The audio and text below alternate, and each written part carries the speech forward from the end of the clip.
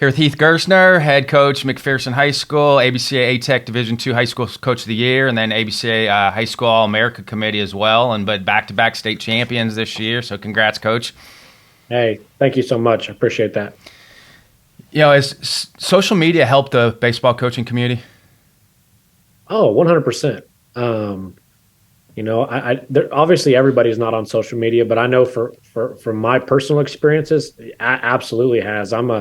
Back in 2020, I think is when I really saw it, and all baseball got shut down. A lot of guys got started on things, and there were things before that, but no, I've loved social media. I've stolen all kinds of things off of there, and I think it's provided our fraternity, our baseball coaches fraternity, a little bit of closeness and relatability. But no, I love it. Were you on it much pre-COVID?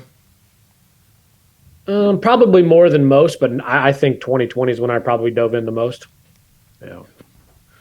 Take us through your path. People that don't know you right now, take us through your path up to this point.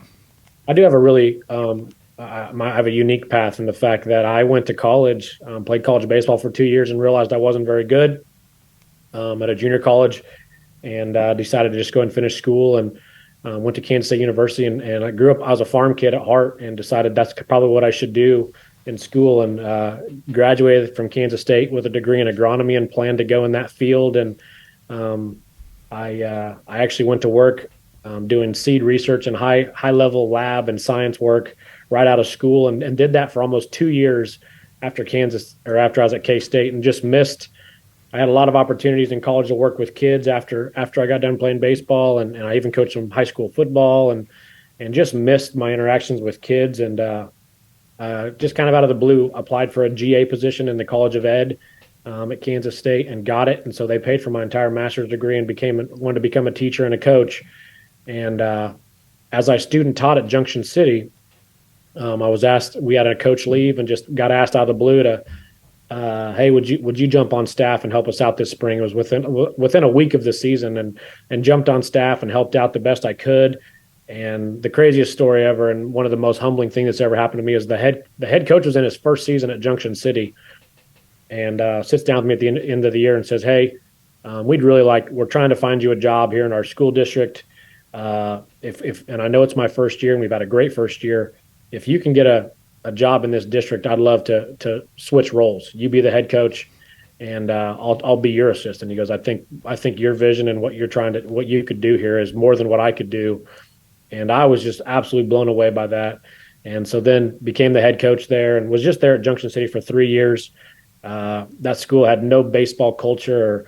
We just really had struggled over the years. It's a military school, so a lot of transient kids moving in, moving out, and baseball doesn't work real well. And took them to a state tournament my last year there for about the first time in 25 years. And then had an opportunity here in McPherson, which is right. My dad farms south of here. My wife, she's from Lyons. We're all within 20 miles of each other, and kind of was a family move for us, and thought we could raise our family here. And I've been here ever since. So that was back in 2014. And my first year here in McPherson, we actually took our team to the state title game, and had a fairly experienced team. And then we knew we were going to have some lumps, but then have kind of built it into something I'm super proud of. Our youth programs here in town are second to none. And I think and McPherson is a very much athletic town, but super proud of where we're at. Your dad ever tried to talk you into taking over the farm? I'll tell you, my first job out of college, I had great wages, was paid very well. And when I told my dad I wanted to go back and teach and coach, he was like, in fact, the employer that I had just bought me a brand new pickup to drive, was taking care of me financially. I worked a lot of hours, 80-hour weeks, and loved it. I loved my job, but my dad, he thought I was crazy. He's like, they're not taking care of teachers and coaches. And, but I was young, I wasn't married, I didn't have kids. And, I knew where my passion was, and I just decided to go for it. And I haven't regretted it at all. How'd you get to Hutch? To play baseball. Okay. So I played for a legendary coach by the name of Rich Kroll, here in Kansas. Rich won multiple state titles at Nickerson High School, and that's where I played. We actually, I think we had, and it's kind of crazy. in my graduating class at a small school, we won a state title in high school. We also, with Legion baseball was really big. We were dominant in that. But we had Rich Kroll's son Noah went all the way to the big leagues, and had been recruited to go to Hutch. Our second, I wasn't even the best, I wasn't even close to the best player. The second best player on our team played baseball at Tabor, and now he's the head football coach.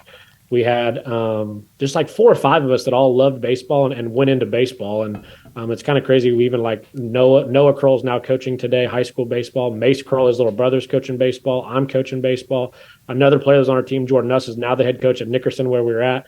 There's a whole fraternity of us guys that were played together and all back into coaching, which is pretty cool. But my story was I was planning to go to Allen County, and I was going to go to Allen County and play baseball, and went down there and just didn't feel home. I remember I was by myself. I was an 18-year-old and didn't, I had a good relationship with Val McLean on the phone. And when I got down there, I didn't feel comfortable. And I drove back home and called the Hutch coach and said, hey, would there be an opportunity for me to play here? And they said, we're bringing in plenty of guys.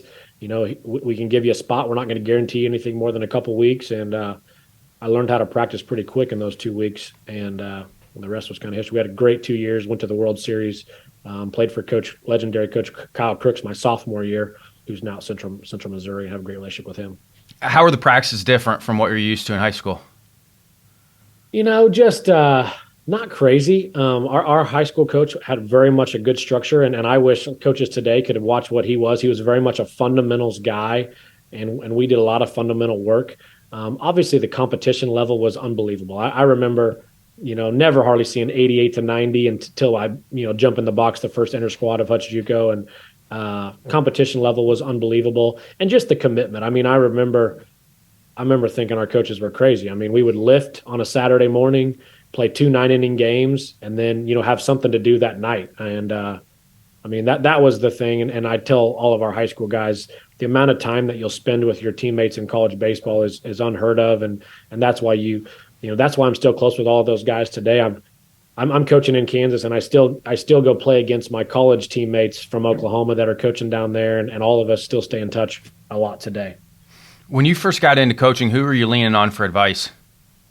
That's a great question, and I had a coach, Ryan Schmidt at Hutch JUCO.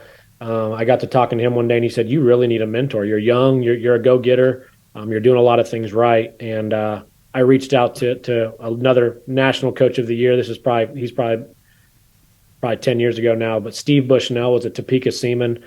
He's been an ABCA National Coach of the Year. I think he won 9 state titles here in Kansas, probably has the top program in the state of Kansas. And I started leaning on him for a lot of things. And he would never let me call him my mentor because that's just who he is. But, I remember calling him a lot about parent issues and hey, I'm not liking the way I'm teaching this. What do you think on this? And I'm very much a guy that I wasn't scared to bug him, if that makes sense. And he was always willing to take time to call me back or take my phone call and explain in great detail. And I say all the time, his word choices were unbelievable. For a young coach like me, listening to an experienced guy that said it the right way, could explain it to me, I'll never forget all of that. But there's been a lot of people that have poured into me. It's very little about what I've done. It's all about the coaches that have been around me.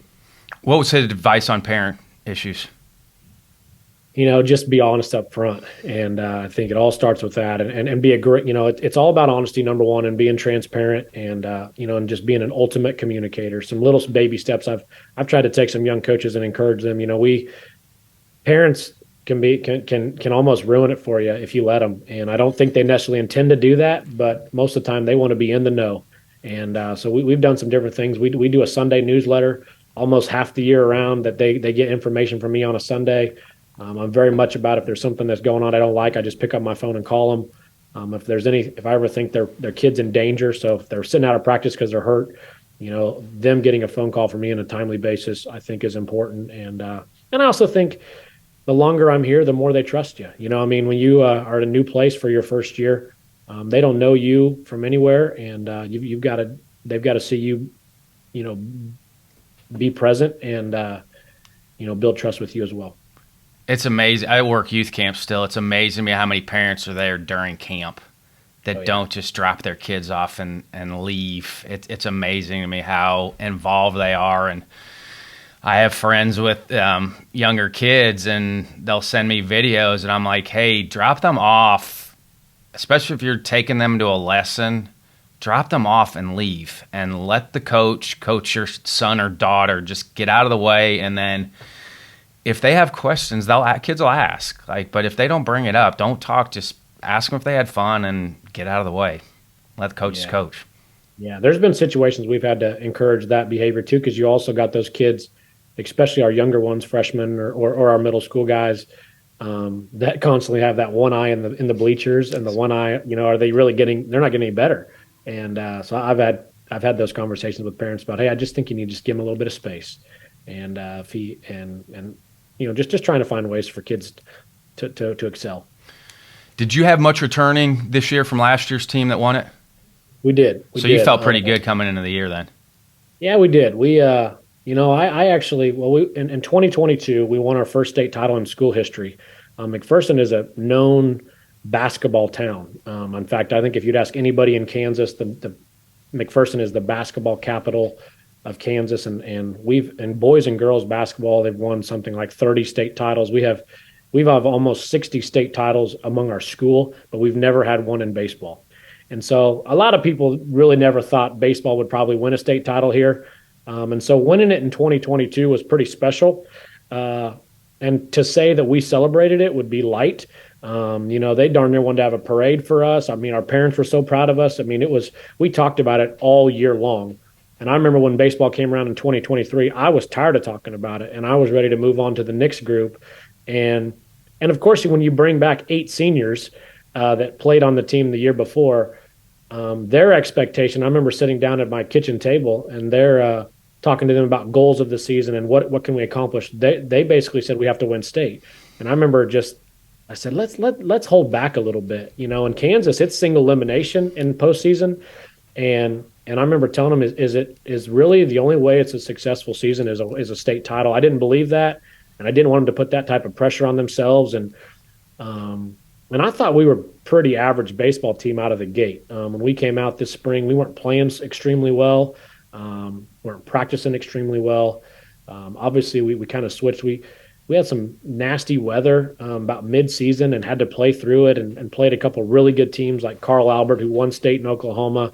We played Blue Valley Southwest here at our place on a rainy day, and they won back-to-back state titles the 2 years previous, and found a way to win one of those games. And I thought our confidence from that standpoint, and then just being gritty and playing in a tough environment that day, I thought from that standpoint, the rest of the season we played pretty well. And you can all kind of look at little moments like that in your season and think, okay, that was kind of a turning point for us. And I think that was kind of our turning point. I read a newspaper article. You talked about visualizing big moments. I mean, how do you handle that with your players? Yeah, I'm huge with it. I think there's a couple of things that we have had an advantage at, and I think the first one I would mention would be our mental game. Through ABCA clinics, I listened to Coach Corbin and Coach Schlossnagel talk about their classroom settings, and I've really tried to figure out how can we do that at the high school level. I get my guys for a short period of time compared to what they do, and obviously college and high school are different. A few years back, I meet with my team every Monday morning at 7 a.m. I have our parents provide breakfast, and we go through all kinds of scenarios that we can. It may be just early in the year. It may be, showing video and making sure we're doing our relays the way we want to do it, or understanding what we're trying to do, taking second to third or whatever. But the majority of what we do is our mental game.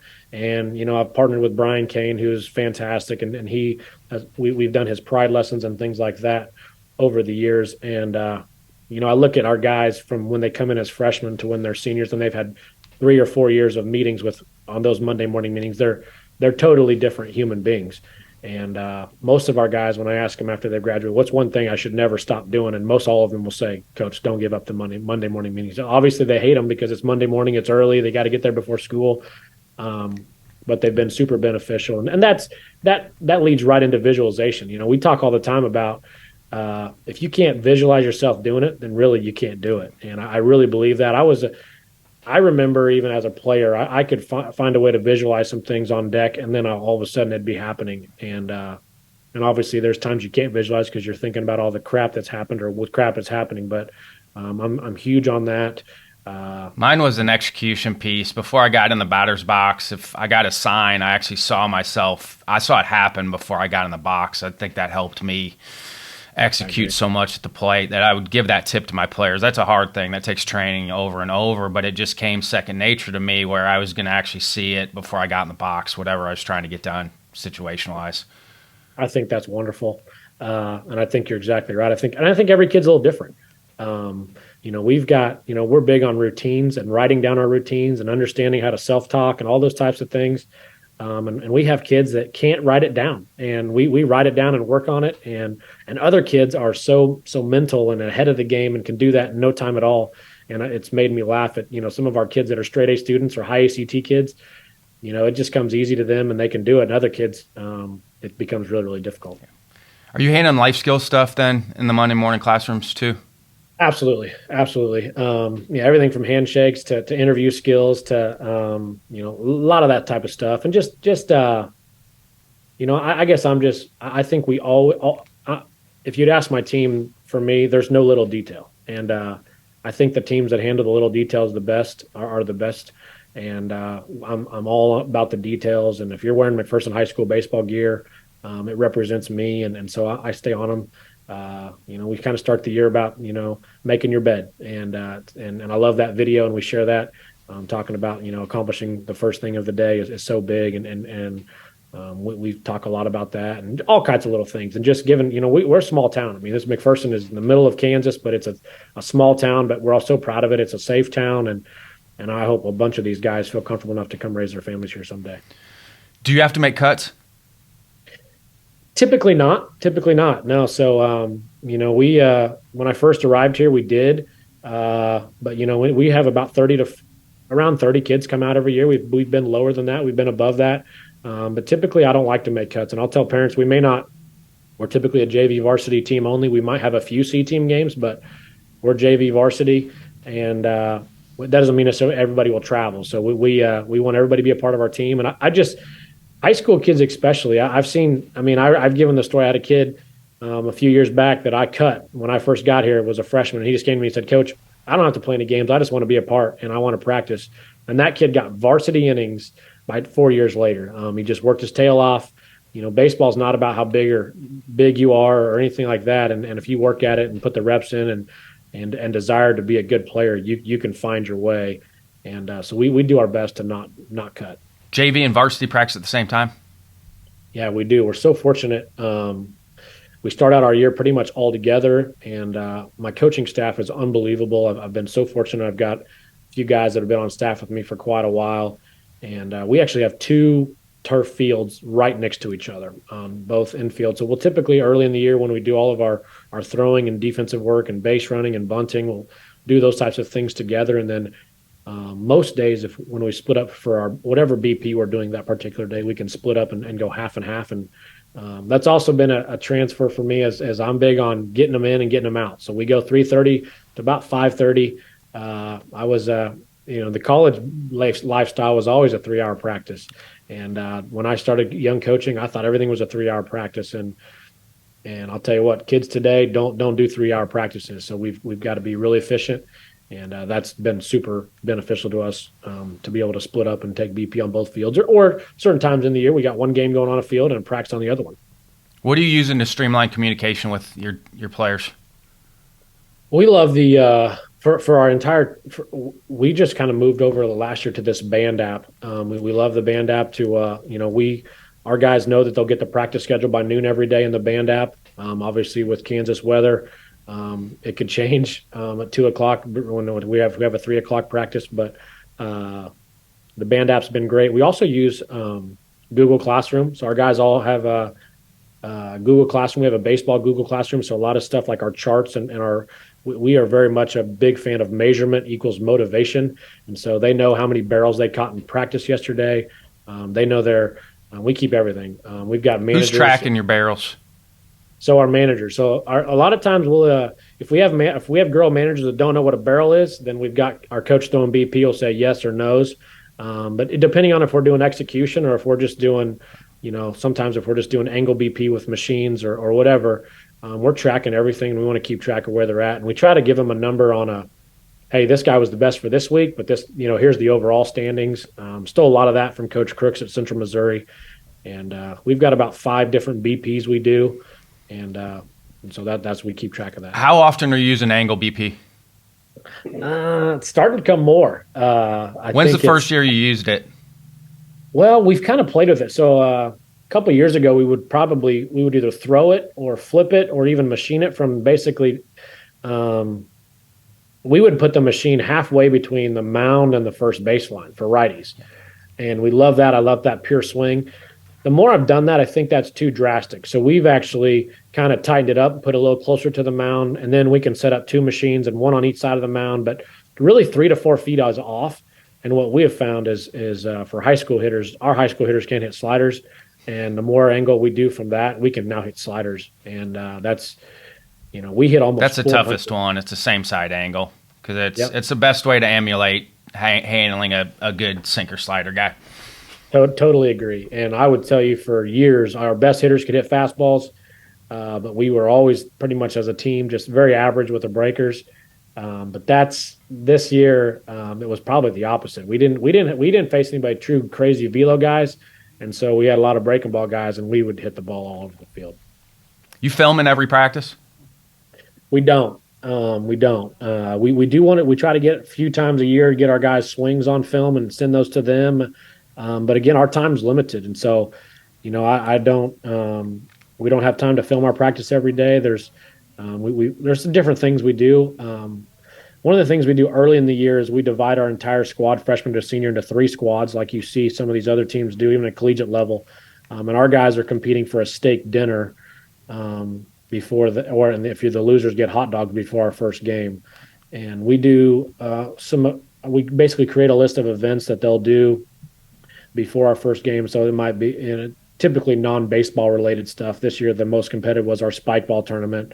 But they'll do bowling. We'll do tractor tire races. A lot of what you see with like the Omaha challenges and things like that, we steal stuff off of that, ideas off of that all the time. So, but we film a lot of those things. So that when our guys are really competing and to provide us some good content for our postseason videos and things like that, and to put stuff out on social media. What tech are you using for player development? What tech? Yeah. Well, we've dabbled with Blast, and I think we've kind of figured out how to do it. Of course, our budgets are so limited, so every kid can't have a Blast. We tried to have 5 or 6 a couple years ago and move them around, and then we'd have them cross over with the iPad we're on, and we had some pretty good success this year we had 1 iPad per Blast, and then we could and got some really good data early. We've kind of got a plan of how we want to attack those a little bit next year. We're huge on the pocket radars. All of our pitchers will keep track of how hard they're throwing. We do use them for exit velocity and some different things like that. Trying to think. What do you feel like the best blast metrics are for high school kids? For me, number 1 is attack angle. And then also just bat speed. I mean, if I've got a freshman, I think it all starts with that. If your bat doesn't move at a speed, then you're not going to be a successful hitter. So we actually grouped our guys up 2 weeks in this year, and we had 3 kids that their bat speed wasn't at a level to give them a chance to be effective. So their focus was bat speed every day. And then to me, the next one I've got to make sure we figure out is attack angle. And those are the main 2. We do get off. We've kind of taken some rotational score guys and some things like that. But those 2 are red flags for me. So bat speed and attack angle. They're just how are you cleaning both those up? I mean, how are you developing bat speed? Obviously, we love weighted bats and plyo balls. A lot of the drive line ideas we do, and I think swinging fast and obviously using the weighted bats with underload and overload. We do. I probably don't use as many of those as we do, even just things like the long bats and short bats. Those are probably more of my go-tos for almost a daily regimen than the overload and underloads. We do use both, but I bet our guys have a short bat in their hand about every day. And it provides the greatest swing, and we have guys with some posture issues and things like that, and it cleans up a lot of that stuff. Louisville Slugger, if you're listening, bring the M9 Maple half bat back. They don't make them anymore. Oh, really? Yeah, I That for also, me, that was the best weight for a yeah, college kid to one um, hand, top hand, lead hand, top hand, and then with both hands because it was durable too. But I felt like the weight distribution and the length of it was perfect for college guys. yeah, that's They don't awesome. make it anymore though. Bring it back. Yeah, bring it back. Hey, when your team split, so when JV and varsity split, once you get going, is it same practice plans for both teams? Typically. Yeah, we like them to pretty much, but I would tell you we get pretty when we get into season, what our varsity hitters need to work on and what our JV hitters need to work on maybe not be the same, and so we do switch it up. I give my sub varsity coaches full reign on, if they know they've seen those hitters more than I have, and that we have definitely done different, if that makes sense. I know, like, they wouldn't, our younger hitters probably don't do as much angle as our varsity hitters would do, and we heat it up a little bit Hey, how do higher you than. explain that in the beginning to them? Like, hey, what's realistic? Or if you get five swings, Mhm. is just fouling a ball off realistic? I mean, how are you explaining that to them? Yeah, Because so that's going to hand it to you. we this is a hilarious story. Our group that just graduated when they were freshmen, kind of when we 4 or 5 years ago, is when we had one old hack attack for many years, and it was not good. We still have it; it still runs, but now we have some extra minis, and we love those because we can really dial those in. And when we first started with, back then it was even just heating them up a little bit, and our guys hated them. I mean, coach, this is a waste of time. We hate it. We hate it. We hate it. And had to have guys in the most respectful manner grab me after practice, like, coach, we can't do this. And I was like, I just think we got to stick to it. We got to believe in it. And we've laughed about it because now we're 4 years in, and now they all understand the difference that it's made over time. Of course, it's not a quick fix. Uh, but we were laughing even as coaches this year. No, nobody's belly aching. But we'd keep tracking. I remember those days, like, yeah, guys are getting one barrel out of five, two out of five, and we'd say like 3 out of 5 is amazing. And just understand. And so what we try to do is provide some balance. So I always tell them, if we're going to go angle today, that's going to really, you're going to fail a lot. Okay, now tomorrow's probably going to be more of a feel good BP for you. And so, like, if we play on a Thursday, Tuesday is going to be a super challenging day and make you uncomfortable. And then Wednesday, we're going to let you feel good again. And I think that's a mistake I think some of our high school coaches make, because I think I've talked to a couple other guys, and I think some of our coaches are making them fail too much. And so then they don't ever, have a chance to let them feel good. I think it's a good to have a little bit of both. And so we do typically the day before, but even on for us, and I don't like to give this secret out, but we take BP on the field on game days. We even chart that BP on game days, and we throw mix to our guys on game days. So even when we're We throwing did too. mix, I felt like yeah, it was the best thing for um, game day was to I mix. love. I mean, teams come in and watch us, and I know sometimes our guys suck at that, but it's been huge for us. And I just tell our guys, like, hey, we just got an extra practice in before our game, and with again, we're limited in our time. We only allowed to play 20 games. We're trying to get 26 here in Kansas. I think it's going to happen, but our time's limited, and so I just try to maximize everything we can. Same offensive and defensive signs for both JV and varsity. We do. We are excited about. We would prefer all of our catchers to call games. It doesn't always work that way. We haven't built all that trust, and we've had some guys that are better at it than others. We're excited about the communication devices that'll hopefully be allowed next year. But all of our signs say the same. And in fact, we even teach our middle school kids. So our middle school we have some youth coaches that come in, and they teach the same stuff that we're teaching. What are the options for summer ball for your guys? Yeah, so there's pretty good options, and we're lucky here in McPherson, Kansas, that we run our own summer programs here, and our kids don't have to drive to Wichita or Kansas City to play on a good team. Most of our kids play here with us in the summer and play with, and I'm so fortunate. I coach, and our assistant coaches coach, and we go play all these showcases teams. And I'll tell you what, they don't really like losing to the little McPherson Bullpup high school team. But it's been so good for our kids, and that's 100% a big reason why we've been so successful. Is we go play great competition all summer, and then we get into high school season, we ain't intimidated by anything, and our guys typically play up. So, like, we had a sophomore group this summer that had a great summer, and they all played 18U, played juniors and seniors all summer. And I know when they get back next spring, there's twofold there. Number one, us as coaches have got to see them for a whole nother summer, and we've got a decent idea how they're going to fit in and what the mix will look like next spring. But also, we saw great velo, we saw great pitching all summer, and they'll be ready to go. Did you start the McPherson Baseball Academy? I did not. I did not. So that was actually the big McPherson Baseball Association, which is our MBA. It's our youth baseball association. I'm guessing around 2008 or 9 is about the time that started. A couple dads. Funny how that that works. You start that and it trickles up to high school. And I really believe it's one of the best in the state. It's been so consistent. We have had some great leadership. We've had some just absolutely selfless dads that pour into kids. And you look at a small town like us, and we have a competitive team at every age.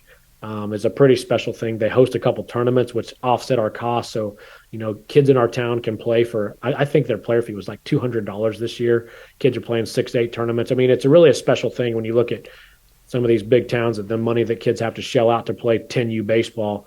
And also hindsight, I've got a great relationship with a lot of those dads and coaches, and they come and pick my brain and come to our practices, and we go and do a little mini coaches clinic and share, here's the top 5 things we're doing at our practices. And I think that's been a good relationship for both of us. What are those top 5 things? When you go talk to youth coaches, what are the most important things that you feel like a youth coach should be covering? I don't know if I can limit it to 5, but I'll start. I think the number one thing for me, and I always start with this, is catch play. I really want our coaches to not be in the dugout or talking to parents while their kids are playing catch. Get out there, get to know their kids, and then just coach them on how to play great catch. It starts with that. I tell them all the time, if you can't play great catch, you can't play. And every youth coach wants more pitchers, and if you want more pitchers, go play better catch. And it starts with that. And, then it starts for me right after that. It starts with pitching. And I think part of the reason we've been so good is our pitching depth. And I just encourage them to make every youth kid a pitcher and, get them on the mound and have them throw. And a lot of these ideas of have them have a velo, get a velo on these kids and keep track and let them have some fun with it and hit targets and celebrate a lot of things. I know just off topic, but it's stupid thing. We even cover things like, don't let your kids hold on third base, for God's sakes. I went to youth baseball games and a bases loaded game in a 12U game, and every base is being held on. And you're like, hey, if the hitter just puts it in play, it's a double, or whatever. So we cover a lot of basic things like that. And then, I just always talk about, same thing with us. Keep practices short, keep them fun, make sure there's rewards and I obviously it's never going to be a perfect world, but as much as and we talk a lot about, you don't want to line at shortstop and everybody's taking a ground ball and throwing it across, and just dividing them up and maximize your reps. And for me, I tell them all the time, is make the game fun. I want our high school kids to have a blast playing it, because it is a game, and I want the youth guys to do that too. One thing we started a few years, we stole from somebody else, and I've seen it kind of taken off, but our guys get a starburst if they get a QAB. So, we've shared some things like that with our youth baseball, and they love it. And if a kid, takes an HBP, I know there's rewards for those types of things. And so I think, them picking my brain and picking back and forth, I think has been a great thing. Well, the benefit for you is you're probably going to have one of them or a couple of them as parents as they get to you, correct? Absolutely. Oh, absolutely. Yeah. I mean, that's been 100% the truth. So, all these kids that have gone through, I've got multiple kids on my team now that their dads have been coaches and had got to know me well before they got into high school. And obviously that trust was built, and it's been a great relationship moving forward. Do you do a full-on parents meeting before the season starts? We do for our high school guys. Yeah, I think that's absolutely critical. And I'm kind of a psycho about that, and the fact that even if a parent can't make my parent meeting, I typically have an alternate parent meeting. I'm really big on seeing every parent's face before our season starts. And I know that some of them laugh about it, because if their kid's a senior, they've seen me for 4 years and my message isn't a whole lot different. But it's kind of an important thing to me. The longer I do this, I think successful teams aren't just players and coaches. Our parents have to be on board. Our administration has to be in the loop. And I think if all of those things are working in cohesion, it's a fantastic thing. How much of your own family is involved with the program? Yeah, so I've got my own family is not super involved. My wife is Shelly, and we got married the first year we were here in McPherson back in 2014, and we've had 3 kids, and that's kind of my family. My oldest is a daughter; she's 7 and starting to love the game. My 5-year-old, who thinks he's 16 and wants to be on the high school baseball team tomorrow, has a little ways to go, and then we've just got a 7-month-old. So my kids are all pretty young. We decided to kind of wait to have kids, and so we've got quite a bit of baseball in the future running down. But I didn't come from a crazy baseball family. My dad was a farmer, and and that was his passion, and he felt like he needed to support the family. So I didn't have a crazy baseball background. I remember I had my mom who played catch with me probably till I was 6 or 7, but then didn't think she could catch that velocity, is what I tell her all the time. And so she had me throw against the barn growing up. How much were you involved with the harvesting, planting and harvesting growing up? I was just as much as I kind of wanted to. It wasn't ever. I tell people all the time, I wasn't required to do those things. My dad encouraged me to come help at the farm. And I remember growing up, checking cows, and we had a cow calf operation that he helped with in Western Kansas. And then when we moved here to Hutch right before high school, he's been basically an irrigated farmer ever since. And I got to spend some time, but harvest here was during football season, so I didn't help a whole lot. And during school, and planting was during baseball, and so I didn't help a lot during that. But in the summer times, when I wasn't playing baseball or involved in my school activities, I did get to the farm, and I did a lot of mowing and spraying and cleanup and things like that. And I think seed farming with the irrigation piece, or was it for consumption? Yeah, so primary corn and soybean farmers is what he does here. No detasseling. No detasseling. Saved you, our Iowa baseball players. Yeah, those are some of the wildest stories. For anybody who doesn't know, the corn that they eat, they have to detassel that. They have to go in the fields, and it is hot in Iowa in the summertime. Yeah. So my first job out of school, I was doing seed research, and we did some of that. I had to do population counts, some detasseling. I had to hoe out weeds in seed corn and all types of stuff like that. And it will make you. If it's 105 outside, it's 140 inside there. So. Do you feel like a byproduct of being on the ABCA All-America committees and the high school committees has helped you be a better coach? Oh, I would say 100%. The reason, the success I've had is not because of anything special that Heath Gerstner's done. It's because of I've just gotten to know so many wonderful people. The whole relationship. I got part of ABCA many years back. I think it was maybe even before I was in McPherson, and got to know. I knew. Who recommended you be an ABCA member? Yeah, so I think it started with Coach Bartman. I moved to McPherson, and Coach Bartman was coaching at Bethany, and at the time, and then he got involved with ABCA, and I think the rest kind of from there was history. And I think that's where it started. I'm not 100%. I also think I saw it on social media, and I knew I wanted, because it might even been before that. I remember my first convention was in Nashville, I think 14 or 15. And I remember leaving there thinking, I'm coming every year. It was a no-brainer for me. I think it's awesome. 2 of our high school coaches of the year, ABCA, members, and obviously they're on our committees, and both have won back-to-back state championships with you and Scott. It's awesome. So happy for Scott, and that it was kind of funny in our meeting. They all joked that go win another one, and I kind of blush it off like that's really tough to do. And of course, we're going to work to do it, and it's a whole lot of fun. And I'd love to win a third. I'd probably would love to win a third one just as much as the second one, but I didn't really think that was possible. But it's been an honor working with those guys. It's fun to listen to the different cultures, and the way baseball is different in every state across America has been a fun for me to learn. But just the entire ABCA committee is fantastic. I've loved the podcast over the years. I've loved all the online chatter, the barnstorming clinics, all those types of things have been amazing.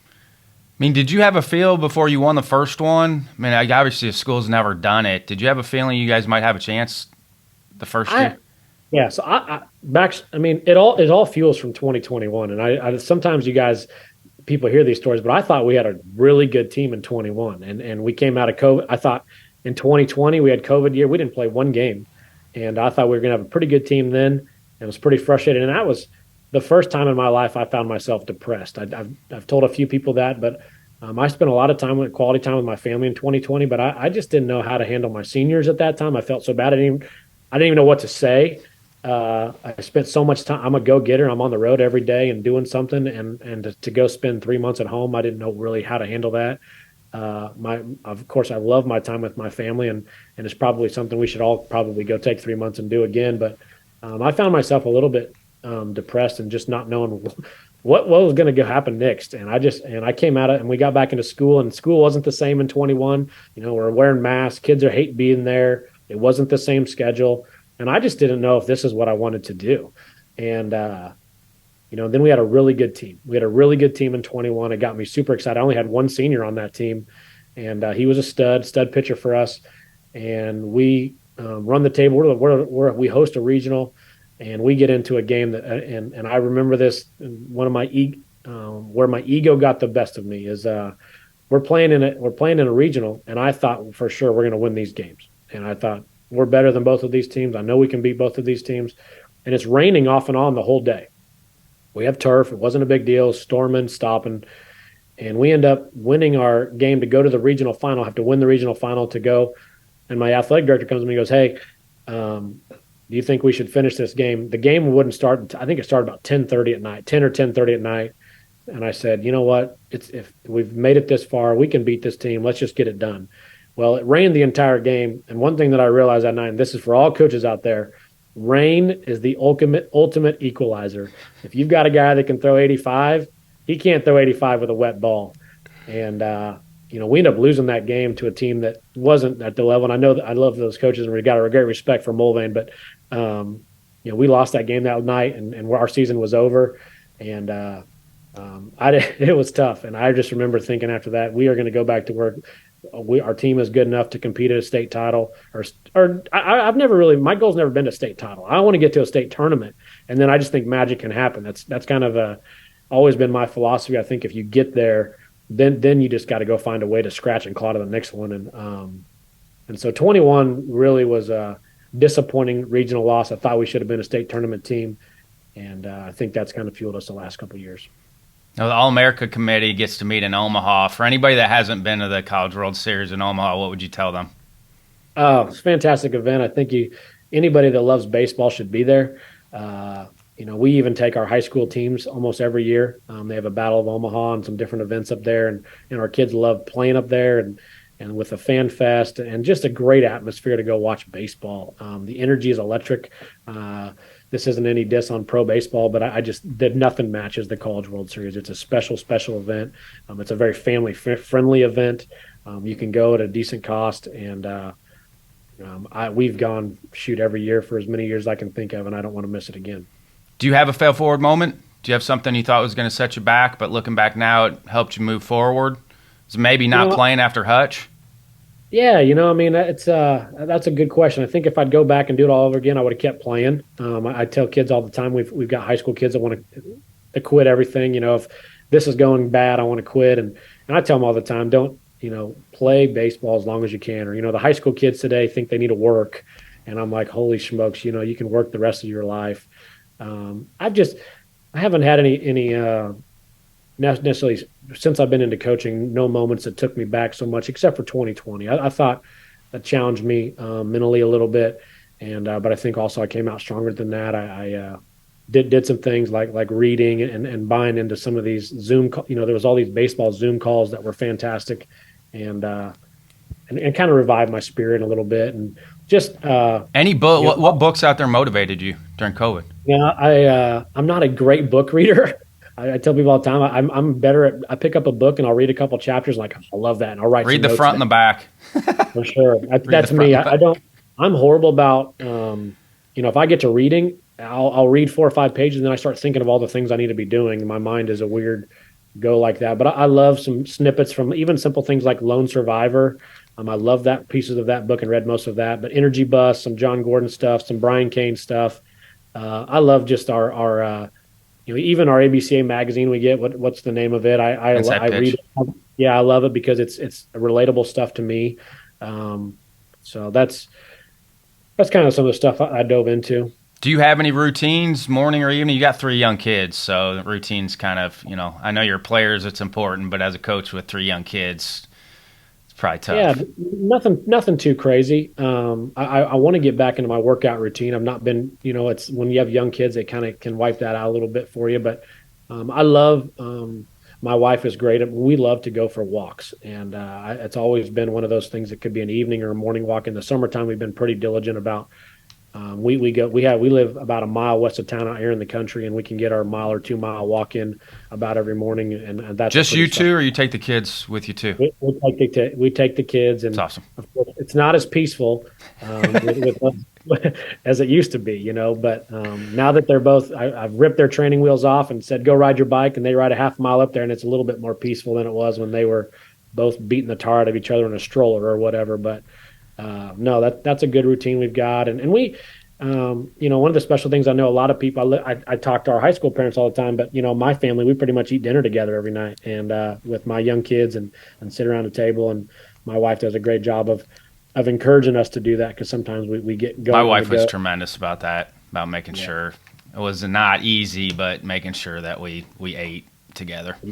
Yep, yep. And my wife, sometimes I know I want to go catch the news or Sports Center or catch a game, and she's like, "Nah, we got to get." And okay, I got and she's awesome about that. So, but and she's just good, and my wife's good about all the family stuff, reminding me to make sure I go see family, and all those types of things.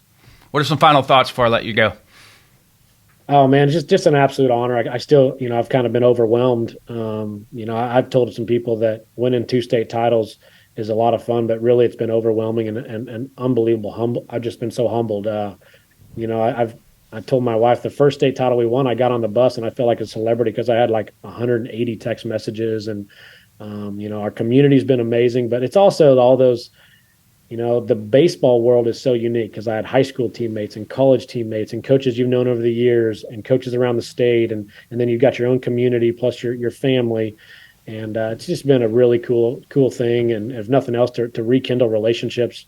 But then also those guys, I've been here since 2015, and to hear from all those former players that have known we're doing some good things, and to see it all kind of pay off. Where there's a lot of coaches out there that do a ton of really good stuff and never win a state title, and so I feel super spoiled and just overwhelmed, and it's been an honor. And of course, the award is super special to me, and just because of my passion for ABCA, and I'm so just humbled to have my name up there. Thanks for your time, Heath. Hey, appreciate it, Ryan.